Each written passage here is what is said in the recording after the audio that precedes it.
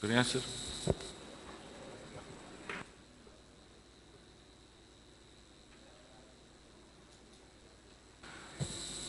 Any question? Okay. Dr. Helen, there is a comment on this trial that the group of patients with a large number, more than 4 numbers of lymph node, has other criteria for risk than that make them eligible for chemotherapy, and this make the endpoint non-significant. Do you like to comment on that? In the conclusion on this trial, published conclusion on this trial in abstract form, I found it in the site of URTC, that the number of patients with more than 4 lymph nodes with sentinel lymph node positive was small. And they have other criteria for risk stratification. And this is the cause why there's no difference between surgery and radiotherapy. And the number of lymph nodes, more than 4 lymph nodes, will not have an impact on further stratification of the risk.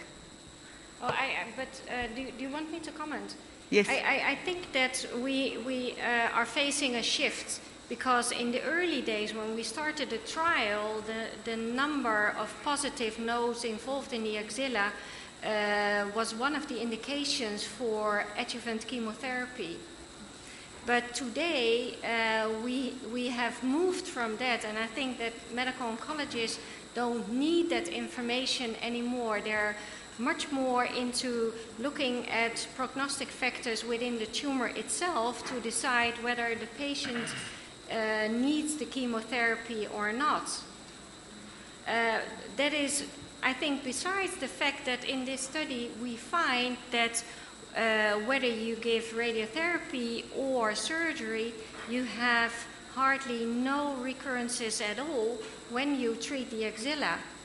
So having said that, the next step is to think about when you can safely omit axillary treatment.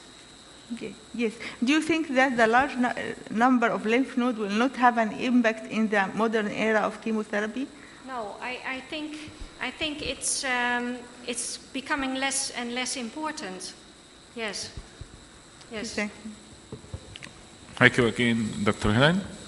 And we'll back to Dr. David Cameron and give us a conclusion about how